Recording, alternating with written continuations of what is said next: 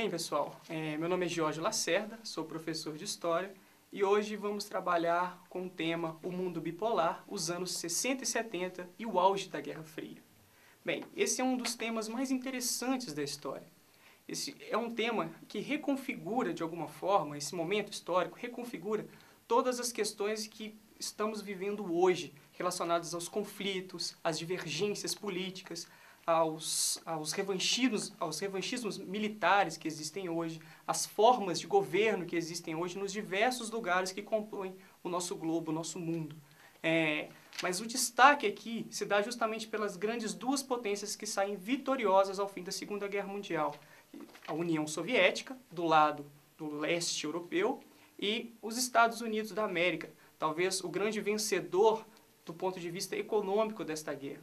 Os Estados Unidos da América, através da chamada doutrina Truman, deixam claro que existiriam só duas formas de governo, duas formas de organização política naquele momento. Ou a que os Estados Unidos pertencia, que seria a forma capitalista, onde estavam ligadas as ideias da democracia, da liberdade, do desejo, do consumo, da possibilidade de desenvolvimento pessoal, da possibilidade de se crescer na vida. E do outro lado estaria a União Soviética, marcada por um regime totalitário, um regime onde a democracia e a liberdade não seriam estabelecidos. Esses dois países vão condicionar todo o sistema político que vai organizar, de alguma forma, as diversas repúblicas, monarquias que vão compor o mapa mundi naquele momento. Do lado da União Soviética, caberia ali naquele momento agora se igualar aos Estados Unidos em relação à bomba atômica. Segundo muitos historiadores, a bomba atômica que os Estados Unidos teriam lançado em Hiroshima e Nagasaki marcariam não só o fim da Segunda Guerra Mundial, como também o início da Guerra Fria, pois se estabeleceria ali as duas grandes potências do mundo. A União Soviética sai como a grande vencedora de alguma forma em relação ao fato de terem chegado primeiro na Alemanha nazista e pela quantidade enorme de soldados que eles teriam perdido. Se nós observarmos o momento em que as duas potências avançam em direção à Alemanha, vemos que a União Soviética fez isso, fez toda essa campanha militar de uma maneira muito mais intensa e também sofreu muito mais com isso. Nesse momento agora, caberia entender quais seriam as áreas de influência. E se nós observarmos os diversos conflitos que ocorreram, vemos que essas disputas entre os dois países, por mais que não tenham ido pelas vias de fato, por isso se chama Guerra Fria, elas influenciaram e condicionaram vários outros conflitos. Dentre eles podemos destacar a Guerra da Coreia, onde a participação dos dois países foi fundamental. Hoje nós temos a Coreia dividida entre a Coreia do Norte, comunista, e a Coreia do Sul, capitalista. Outro país que esteve envolvido neste processo foi o Vietnã. A Guerra do Vietnã talvez tenha sido uma das guerras que mais marcaram a história dos Estados Unidos. O Vietnã, uma antiga república da Indochina, passaria por um momento de guerra civil, onde dois grupos políticos, um ligado ao comunismo e outro ligado ao capitalismo, estariam disputando territórios. Os Estados Unidos entram no conflito e gastam uma quantidade enorme de força de guerra, de força política e econômica para poder tentar vencer aquele conflito, aquela guerra.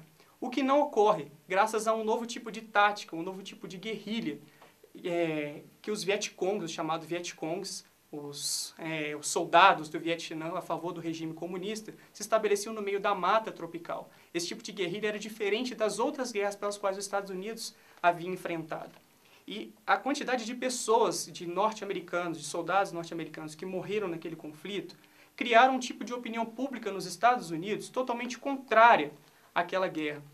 Essa opinião pública, ela se acentua com a chamada contracultura, com o chamado movimento hippie, onde jovens começam a ir às ruas, contestar toda aquela tradição, toda aquela cultura norte-americana e principalmente a Guerra do Vietnã. Outro fator que está relacionado às duas potências mundiais é a questão de Cuba.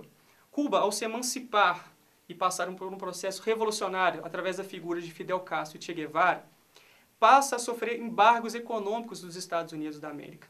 Para enfrentar esse novo momento da história de Cuba, os cubanos se associam politicamente à União Soviética, que, em contrapartida, coloca justamente no território cubano bases militares. Esse talvez tenha sido o momento ou o auge de uma tensão entre as duas potências.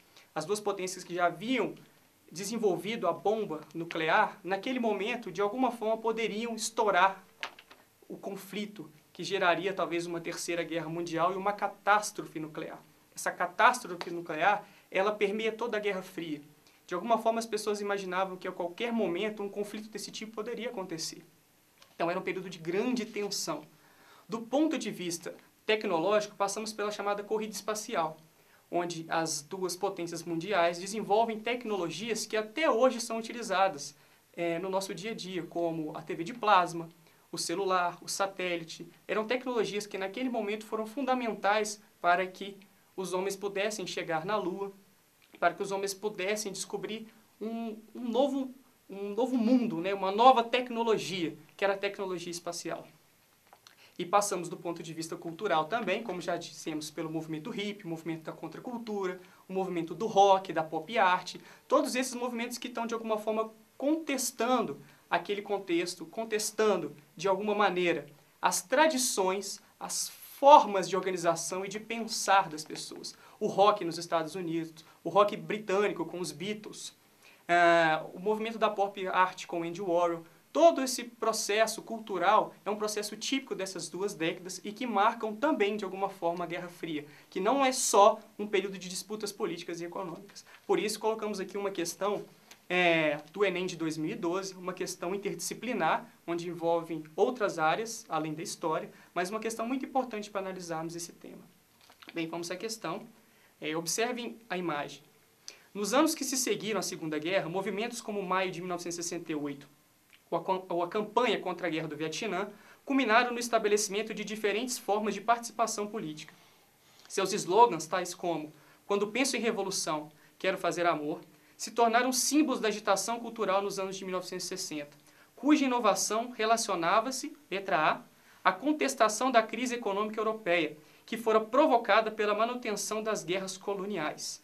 Bem, essas questões relacionadas à economia, elas não estavam, de alguma forma, no cerne das questões que estavam sendo discutidas por esses movimentos, principalmente pelo movimento hippie. Letra B, a organização partidária da juventude comunista, visando o estabelecimento da ditadura do proletariado. Essa juventude está muito mais preocupada com os padrões culturais e com as formas de pensar. Letra C, a unificação das noções de libertação social e libertação individual, fornecendo um significado político ao uso do corpo. Essa seria a alternativa correta. É justamente esse tipo de tradição que está sendo discutida. As pessoas agora, os jovens agora estão discutindo a possibilidade de uma liberdade individual, de uma liberdade em relação ao corpo, às opções, e não mais vinculados a uma tradição e uma forma de pensar que durante muito tempo condicionaram aquela sociedade onde eles viviam. Letra D, a defesa do amor cristão e monogâmico, com fins à reprodução, que era tomado como solução para os conflitos sociais. É esse tipo de tradição religiosa que também está sendo criticado pelo movimento hippie, pelo movimento da contracultura. E a letra E, ao reconhecimento da cultura das gerações passadas, que conviveram com a emergência do rock e outras mudanças nos costumes. O rock vem justamente neste momento, criticando essas gerações passadas, né? Elvis Presley nos Estados Unidos, os Beatles, como a gente já havia falado, The Rolling Stones, que talvez seja desses grupos de rock nesse momento mais libertário, estavam justamente também criticando toda essa tradição, essa forma de pensar, essa forma de agir, baseada em costumes burgueses herdados do início do século XX. Bem, pessoal, espero que possamos ter trabalhado bem essa questão. É uma questão que tem a grande possibilidade de ser trabalhada no Enem desse ano, e nos vemos numa próxima oportunidade.